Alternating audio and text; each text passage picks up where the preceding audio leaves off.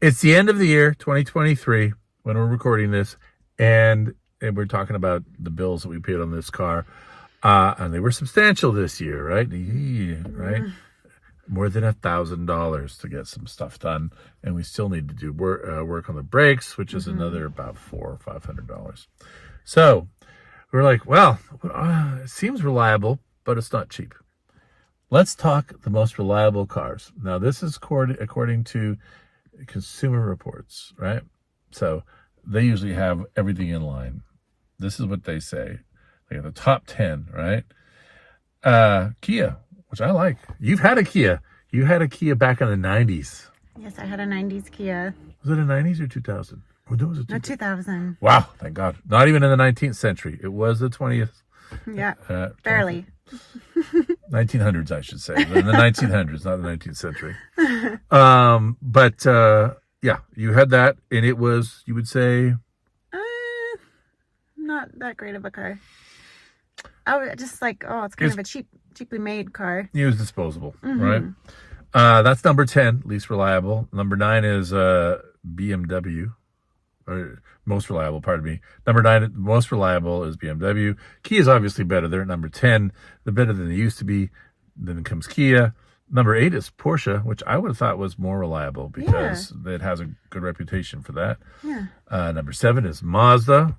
Oh. Right. I know. They look great. We like the paint jobs. I like the paint jobs now. Right. Yeah. Number 6 is Subaru.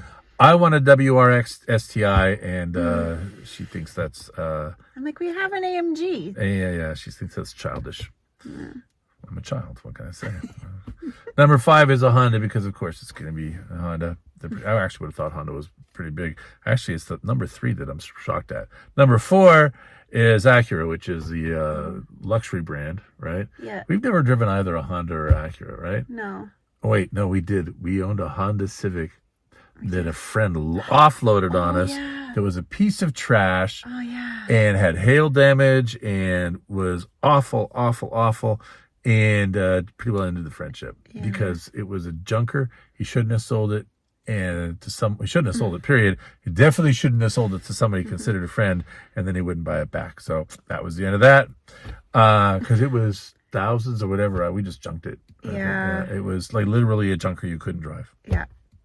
That was the one. Do you remember what I did? Yeah, when he punched the windshield, he got so frustrated and like it shattered. That's how cheap crap Honda Civics were back in the day. And this is like 20 years ago. Number 3, a Mini. I can't believe a Mini is number 3. Yeah, parent company BMW is number 9, but Mini is 3. I never would have guessed that. Maybe we should consider Minis if we're looking for a fun vehicle instead of cars that take up half a city block, like this LS 430. All right, and then number 2. Okay, who's it going to be? She doesn't know the numbers. No. Who do you think number 2 is going to be? Number 2 and 1. I'll give you a hint. For most reliable? Yeah, most reliable. It's either Toyota or Lexus. They're 1 and 2, but which one is number 1? I thought we're doing number 2, right? Yeah. But, okay, so Toyota for number 2. Yeah, you're right. And Lexus is number 1. Yeah, that's for 2023.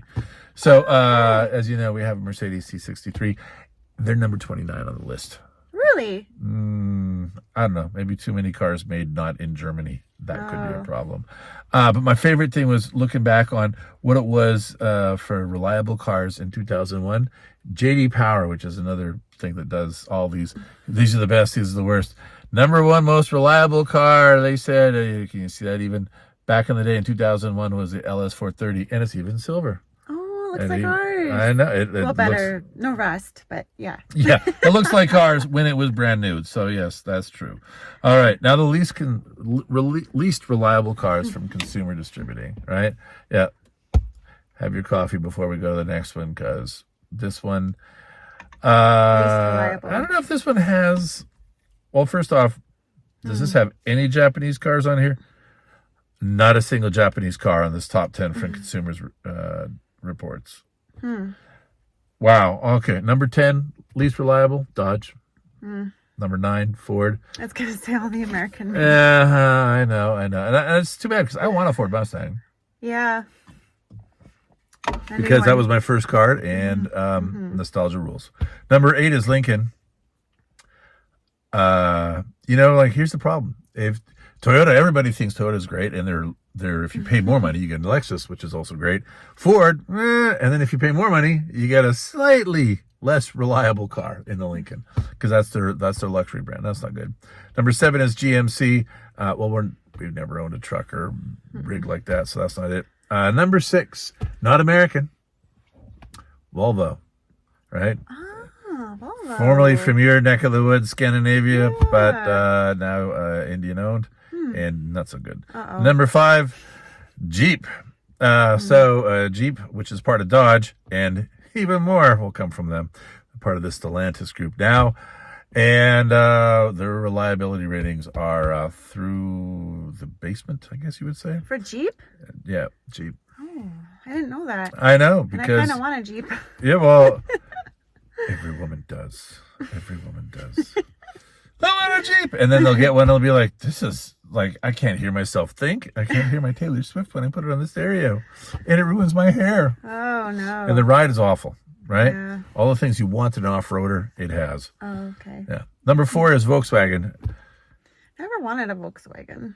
Never. Yeah. I have never, ever wanted a Volkswagen. Although, you know what? I was at the mall the other day, and they had the electric van, the new electric Volkswagen van. Oh, like And I was like, that's what you want. does it look retro? Like, It's retro enough that you're interested in it, and modern enough that you don't feel like you're Oh, that's going into cool. a time machine. I was So gonna that's good. say I would like a VW van. Like, Yeah, that'd be cool. Number 3, least reliable, is Rivian, which is an electric truck that you probably never heard of. Never heard of. Yeah, and probably never will if they're that unreliable. Number 2, the second least reliable vehicle from Consumers Reports, Mercedes. Really? Yeah. So there's a lot of issues with Mercedes.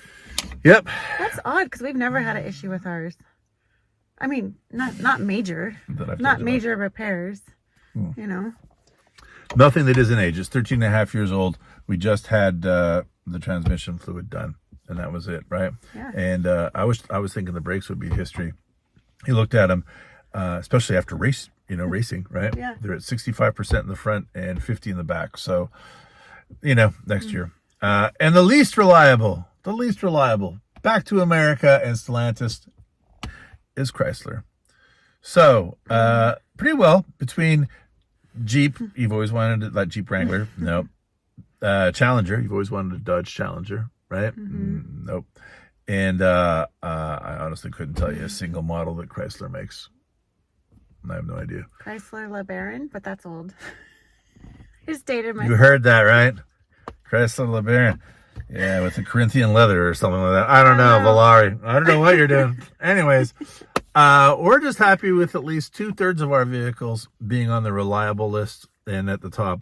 And this, 200, soon to be 290,000 mile Lexus LS 430 will be. Yeah, it's still chugging along.